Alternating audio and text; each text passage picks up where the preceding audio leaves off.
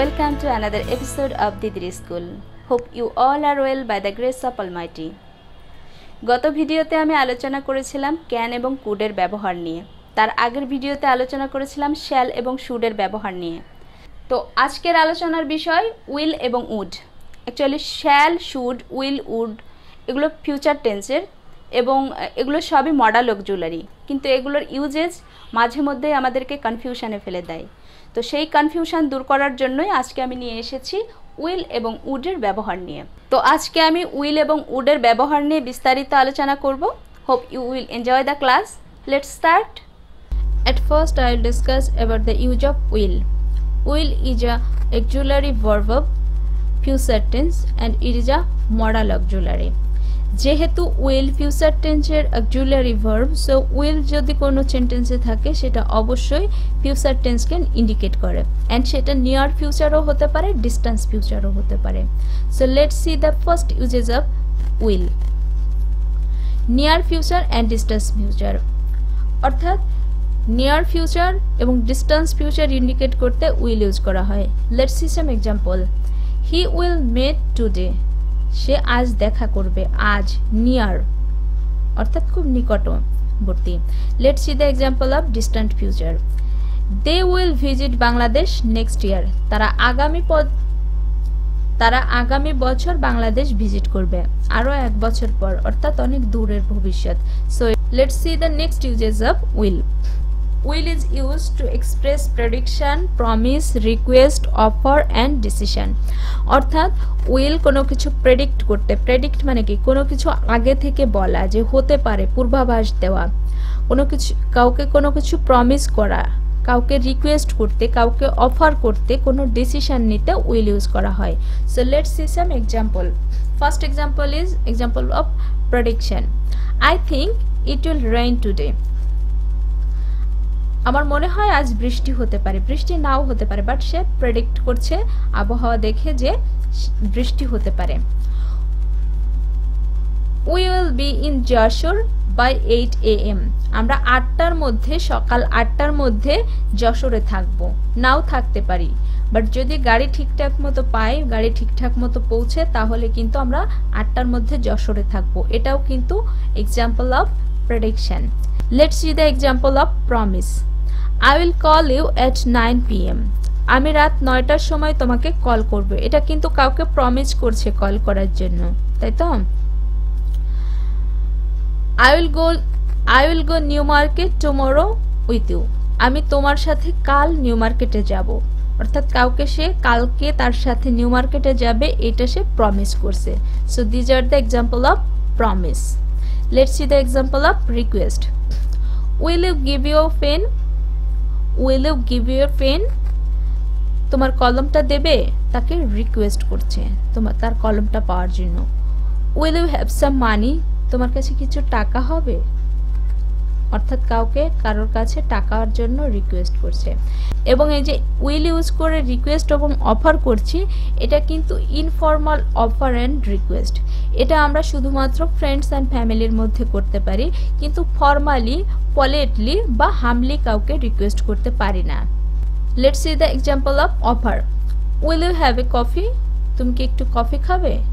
This is also an example of informal offer. কাউকে friends and ফ্যামিলির মধ্যে এই অফারটা করতে পারি। Will you go to movie with me? Will you go to movie with me? তুমি কি আমার সাথে মুভি দেখতে যাবে? This is also an example of offer and this is also an informal offer. This is also an informal offer. আমরা এটা বন্ধুদেরকে করতে পারি, ফ্রেন্ডস অ্যান্ড ফ্যামিলির মধ্যে ছোট ভাই বোন কাউকে করতে পারি, বাট ফর্মালি কাউকে করতে পারি না। Let's see the example of decision. I am not hungry, so I will have some juice. আমার খুব বেশি খিদে নেই, আমি একটু জুস খাবো। এটা কিন্তু সে ডিসিশন নিয়েছে, যেহেতু তার খিদে নেই সে একটু জুস খাবে, এটা তার decision. It is 10 AM, so I will not go to school. এখন 10টা বাজে, সুতরাং আমি স্কুলে যাব না, অর্থাৎ যেহেতু 10টা বেজে গেছে সে আর স্কুলে যাবে না বলে ডিসিশন নিয়েছে। So these are the example of decision using will. Let's see the next uses of will. First conditional sentence or real condition. যদিও কন্ডিশনাল সেন্টেন্স নিয়ে আমি বিস্তারিত একটা ভিডিও বানাবো, সো আজকে আমি একটু সংক্ষেপে বলে দিই। কন্ডিশনাল সেন্টেন্স মানে কি? শর্তবাচক সেন্টেন্স, বাক্য। আর কন্ডিশনাল সেন্টেন্স তিন রকম হয়, first conditional, second conditional, third conditional. তো ফার্স্ট কন্ডিশনাল সেন্টেন্সটা হয় রিয়েল কন্ডিশন, অর্থাৎ বাস্তব কন্ডিশন, বাস্তব কন্ডিশন। আর এটাতে উইল ইউজ করা হয়, শুধুমাত্র ফার্স্ট কন্ডিশনাল সেন্টেন্সেই উইলের ইউজ হয়। অ্যান্ড কন্ডিশনাল সেন্টেন্সে দুইটা অংশ থাকে, একটা কনসিকুয়েন্স, একটা কন্ডিশন। তো কন্ডিশন কোনটা? কন্ডিশন হচ্ছে ইফ দিয়ে যে অংশটা থাকে সেটা হচ্ছে কন্ডিশন, আর বাকি অংশটা কনসিকুয়েন্স, অর্থাৎ শর্ত এবং ফলাফল। তো কি আছে? If you come we will go there, যদি তুমি আসো আমরা সেখানে যাব। শর্ত কি? যদি তুমি আসো, এটা হচ্ছে শর্ত। আর ফলাফল কি? আমরা যাব। So this part is consequence and this part is condition. তো কন্ডিশন যদি ফিউচার টেন্সে হয়, কনসিকুয়েন্স হবে প্রেজেন্ট টেন্সে। Let's see the next example. If you wait here you will be late, যদি তুমি এখানে অপেক্ষা করো তোমার দেরি হয়ে যাবে। তাহলে কি হলো? কন্ডিশনটা কি? কন্ডিশনটা প্রেজেন্ট অ্যান্ড কনসিকুয়েন্সটা future. Is it clear to you? I hope you will understand the matter. Now I will discuss about the use of would. Would is simply the first form of will. As a past tense, will is used in reported speech. Past tense হিসেবে will reported speech A use করা হয়। Let's see some example. Shumona said that she would meet us soon. Sumana বলল সে আমাদেরকে দ্রুতই আমাদের সাথে দেখা করবে। তার মানে কি? দেখো, এটা কিন্তু রিপোর্টেড স্পিচ। রিপোর্টেড স্পিচ কোথায় আলোচনা হয়? ন্যারেশনের ক্ষেত্রে। আমরা ন্যারেশন নিয়ে বিস্তারিত ভিডিও বানাবো, তখন আরো বেশি আলোচনা করা হবে। Next example, Tamal said that he would come late tonight. Tamal বলেছে তার আজকে আসতে দেরি হবে। অর্থাৎ এসবই কিন্তু এখানে কিন্তু উডের ইউজ করা হয়েছে পাস্ট টেন্স হিসেবে, এবং এটা এই যে দুইটা সেন্টেন্স দেখলাম এটা হচ্ছে রিপোর্টেড স্পিচের। Let's see the next uses of would. Would is used to express desire, willingness, offer, request, permission. দেখো, অফার এবং রিকোয়েস্টটা আমরা উইলেও পড়েছিলাম, এবং সেখানে কি ছিল? সেখানে কি বলেছিলাম? উইল দিয়ে যে অফার এবং রিকোয়েস্টটা করা হয় সেটা ইনফর্মাল, সেটা আমরা ফ্রেন্ডস অ্যান্ড ফ্যামিলির মধ্যে করতে পারি। বাট উড দিয়ে যে অফার এবং রিকোয়েস্টটা করব সেটা কিন্তু ফর্মাল, সেটা কিন্তু ফর্মাল, অনেক পলাইট, সেটা অনেক হাম্বেল। সেটা আমরা অফিসে বসকে করতে পারি, অফিসে কোনো কালিগকে করতে পারি, বয়োজ্যেষ্ঠ কাউকে করতে পারি, স্কুলের টিচারকে করতে পারি, বা যে কাউকে আমরা খুব হাম্বলি, খুব পলাইটলি, খুব ফর্মালি এই রিকোয়েস্ট এবং অফারগুলো করতে পারি। So let's see some example. First example is example of desire using would. I would like to learn kantha stitch. আমি কাঁথা স্টিচ শিখতে চাই। এটা কিন্তু তার ডিজায়ার প্রকাশ করেছে। অ্যাকচুয়ালি ডিজায়ার এবং উইলিংনেস একই ধরনের অর্থ প্রকাশ করে। ডিজায়ার মানে কি? কোনো কিছুর আকাঙ্ক্ষা করা, সে চাচ্ছে, সে কাঁথা স্টিচ শিখতে চাচ্ছে। Next example, I would like to drive a car. আমি কার ড্রাইভিং শিখতে চাই। তার ডিজায়ার আছে কার ড্রাইভিং শেখার জন্য। Let's see the example of willingness using would. I would like to go home. আমি বাড়ি যেতে চাই, অর্থাৎ তার বাড়ি যাওয়ার ইচ্ছা প্রকাশ করেছে, সে বাড়ি যাওয়ার ইচ্ছা প্রকাশ করেছে। Let's see the next example. I would like some coffee. আমি কফি খেতে চাই। এটা কিন্তু তার কফি খাওয়ার জন্য সে একটা উইলিংনেস প্রকাশ করেছে। Let's see the example of offer using would. Would you like some coffee? তুমি কি একটু কফি খাবে, বা আপনি কি একটু কফি খাবেন? এটা কি করা হচ্ছে? কাউকে কফির জন্য অফার করা হচ্ছে, কাউকে কফির জন্য অফার করা হচ্ছে। এবং এই অফারটা কি?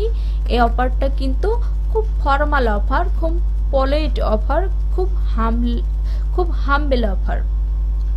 এই অফারটা কি?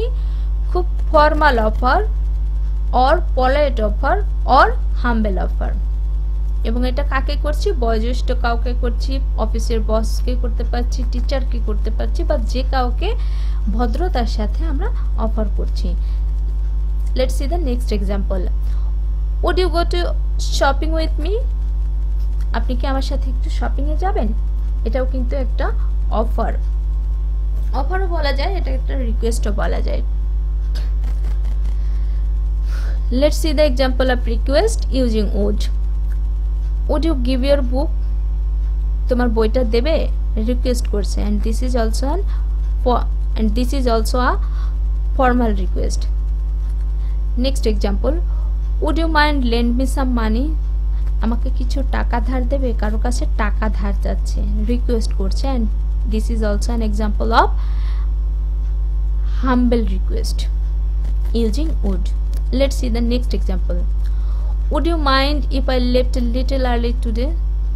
এটা কিন্তু পারমিশন নিচ্ছে অফিসের বসের কাছে কিংবা কলিগের কাছে। সে হয়তো পারমিশন চাচ্ছে যে আজকে যদি আমি একটু তাড়াতাড়ি যাই কোনো সমস্যা হবে বা কিছু মনে করবেন? এই সেন্টেন্সটাকে আমরা যদি অন্যভাবে লিখি, সেখানেও কিন্তু would ইউজ করা হবে, কিন্তু অন্যভাবেও লেখা যায়। Would it be okay if I left a little early today? এটা আমি যদি একটু তাড়াতাড়ি যাই ঠিক হবে বা সমস্যা হবে? এটা কিন্তু পারমিশন নেওয়া হচ্ছে। তোমরা যদি একটু খেয়াল করো তাহলে দেখতে পারবে অফার, রিকোয়েস্ট এবং পারমিশন মূলক যে সেন্টেন্সগুলো আছে তার শেষে কিন্তু আমি নোট অফ ইন্টারোগেশন ইউজ করেছি। কেন? কাউকে যখন অফার করা হয়, কাউকে কোনো কিছু রিকোয়েস্ট করা হয়, কারো কাছে পারমিশন করা হয়, তখন কিন্তু কি করি আমরা? একটু প্রশ্নের ভঙ্গিতে করি। তাই সেই সেন্টেন্সগুলোর পরে নোট অফ ইন্টারোগেশন হবে। Is it clear to you? Hope you will understand the matter. See the next uses of would. Second and third conditional sentence. Will এর ইউজের ক্ষেত্রে বলেছিলাম তিন ধরনের কন্ডিশনাল সেন্টেন্স হয়। উইল দিয়ে কি করেছিলাম? First conditional sentence or real condition. Would দিয়ে কি করব? Second and third conditional sentence, but this is imaginary condition or hypothetical expression. অর্থাৎ যা বাস্তব নয়, অতি বাস্তব, মানে অর্থাৎ যা বাস্তব নয় সেটা কি? সেটা মানে কল্পনা প্রসূত। So let's see some example. If I had wings, I would fly in the sky. আমার যদি পাখা থাকতো আমি আকাশে উড়তাম। Is this possible to have wings of a man? No, this is not possible. এটা ইমাজিনেশন করছে, যদি তার পাখির মতো, যদি তার পাখা থাকতো তাহলে সে আকাশে উঠতো। So this is the example of second condition or imaginary condition or hypothetical expression. Let's see the other example. If I had enough money I would help the poor. আমার যদি অনেক টাকা থাকতো আমি গরিবদের সাহায্য করতাম। তার কিন্তু টাকা নেই, বাট সে ইমাজিন করছে যদি তার অনেক টাকা থাকতো সে গরিবদেরকে সাহায্য করত। So this is also an example of second conditional sentence or imaginary conditional or hypothetical expression. Let's see another example. If you read attentively, দেখো এটা কিন্তু পাস্ট টেন্স, রিডের পাস্ট। দেখো এই রিডটা কিন্তু ফার্স্ট ফর্ম, রিডের প্রেজেন্ট, পাস্ট এবং past participle form কিন্তু একই হয়, বাট যে প্রোনাউন্সিয়েশনটা সেটা একটু আলাদা হয়। কি পড়বো আমরা? If you read attentively, not read. যদি আমরা রিড প্রোনাউন্স করি সেটা হচ্ছে প্রেজেন্ট টেন্স ইন্ডিকেট করবে, বাট যদি আমরা প্রোনাউন্স করি read, that indicate past tense. If you read attentively you would stand first in the examination. যদি তুমি মনোযোগ দিয়ে পড়ো তাহলে কিন্তু তুমি পরীক্ষায় ফার্স্ট হতে পারবে। কন্ডিশন কি? যদি তুমি মনোযোগ দিয়ে পড়ো, আর কন্ডিশনটা কি হচ্ছে? পাস্ট হচ্ছে। আর যে অর্থাৎ সেকেন্ড কন্ডিশনাল সেন্টেন্সের স্ট্রাকচারে কি হবে? কন্ডিশনটা যদি ফার্স্ট টেন্সের হয় কনসিকুয়েন্সটা উড দিয়ে হবে, আর ফার্স্ট কন্ডিশনাল সেন্টেন্সে কি করেছিলাম, কন্ডিশনটা যদি ফিউচার টেন্সের হয় কনসিকুয়েন্সটা প্রেজেন্ট হবে। So these are the example of second conditional sentence. Let's see the example of third conditional sentence. Third conditional sentence is also imaginary conditional sentence in past. This is also indicate the hypothetical expression. এটা অতীতের কোনো ইমাজিনেশনকে indicate করে। Let's see some example. They would have come in time if they had started quickly. যদি তারা তাড়াতাড়ি শুরু করত তাহলে সময় মতো পৌঁছতে পারত। They would have come in time, এটা হচ্ছে they would have come in time, এটুকু হচ্ছে কনসিকুয়েন্স, তারা সময় মতো আসতো, ফলাফল। If they had started quickly, যদি তারা তাড়াতাড়ি শুরু করত। Next example, if you had come early, যদি তুমি আগে আগে আসতে, একটু দ্রুত আসতে, you would have seen the movie, তুমি মুভিটা দেখতে পারতে।